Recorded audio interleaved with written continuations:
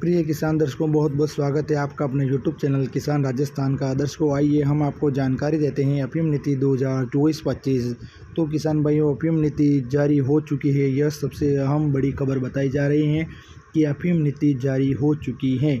खेती के लिए पात्रता: ऐसे किसान जिन्होंने जारी किए गए लाइसेंस के आधार पर फसल वर्ष 2023-24 के दौरान पोस्ता भूसा के उत्पादन के लिए अफीम पोस्त की खेती की थी, जिसमें लेंसिंग के माध्यम से कोई रस नहीं निकाला जाता है, और जिन्होंने तौल केंद्र पर प्रति हेक्टेयर 675 किलोग्राम या उससे अधिक बिना लेंस किए हुए पोस्त भूसा की औसत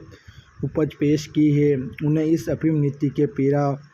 में उल्लेखनीय किसी भी आधार पर अफीम पोस्त की खेती से वंचित नहीं किया गया है। जिन किसानों ने वर्ष 2024-25 के दौरान प्रति हेक्टेयर 675 किलोग्राम से कम अफीम पोस्त की औसत उपज पेश की है, उन्हें फसल वर्ष 2024-25 के दौरान अफीम पोस्त की खेती से निलंबित कर दिया गया है। हालांकि वे अगले फसल वर्ष के लिए लाइसेंस रखना जारी रखेंगे और उस वर्ष की नीति द्वारा लगाई गई शर्तों के अधीन खेती के पात्र होंगे। ऐसे कृषक जिन्होंने फसल वर्ष 2023-24 में लेंसिंग के माध्यम से अफीम गोद प्राप्त करने के लिए खेती की गई अफीम पोस्त से मार्फिन की औसत उपज 3.0 किलोग्राम प्रति हेक्टेयर और उससे अधिक लेकिन 4.2 किलोग्राम प्रति हेक्टेयर से कम पेश की है, वे काश्तकार जिन्होंने फसल वर्ष 2023-24 के दौरान प्रति हेक्टेयर 900 किलोग्राम या इससे अधिक अछूता पोस्त भूसा प्रस्तुत किया है, यदि वे फसल वर्ष 2024-25 के लिए अफीम गोद के उत्पादन हेतु अफीम की खेती के लिए सामान्य लाइसेंसिंग शर्तों के अनुसार अफीम गोद का विकल्प नहीं चुनते हैं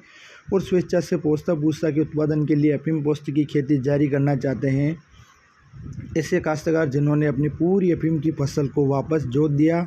और फसल वर्ष 2023-24 के दौरान इस संबंध में प्रावधानों के अनुसार केंद्रीय नारकोटिक्स ब्यूरो की देखरेख में खेती की है, लेकिन इसी तरह 21-22 के दौरान अपनी पूरी अफीम फसल को वापस नहीं जोता। ऐसे किसान जो फसल वर्ष 2023-24 हेतु लाइसेंस के पात्र थे किंतु किसी कारणवश उन्होंने लाइसेंस प्राप्त नहीं किया, अथवा जिन्होंने लाइसेंस प्राप्त करने के पश्चात वास्तव में किसी कारणवश अफीम की खेती नहीं की है, वे किसान जिनकी लाइसेंस अस्वीकृति के विरुद्ध अपील को फसल वर्ष 2023-24 में निपटान की अंतिम तिथि के बाद अनुमति दी गई है। ऐसे किसान जिनका NDPS अधिनियम 1985 और उसके अंतर्गत बनाए गए नियमों के तहत किसी अपराध के लिए किसी सक्षम न्यायालय और आरोप के आधार पर 1995-96 से लाइसेंस रद्द कर दिया गया था, बर्दाश्त की उन्हें मामलों में सक्षम न्यायालय द्वारा बरी कर दिया गया है। 31 जुलाई 2024 तक निर्णय अंतिम हो जाएगा। बता दें कि इस संबंध में किसान जिससे फसल वर्ष 2024-25 के लिए फॉर्म संख्या 1 नियम संख्या देखिए जिला अफीम अधिकारी द्वारा निर्देशित की गई अफीम नीति उत्तराधिकारी में से एक ऐसे मामले जहां किसी कारण वर्ष नहीं दिए गए हैं, ऐसे किसान जिनमें उनके कानूनी उत्तराधिकारी भी शामिल है,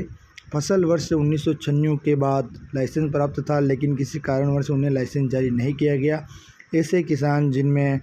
उनके कानूनी उत्तराधिकारी शामिल है जिन्हें फसल 1995, 96,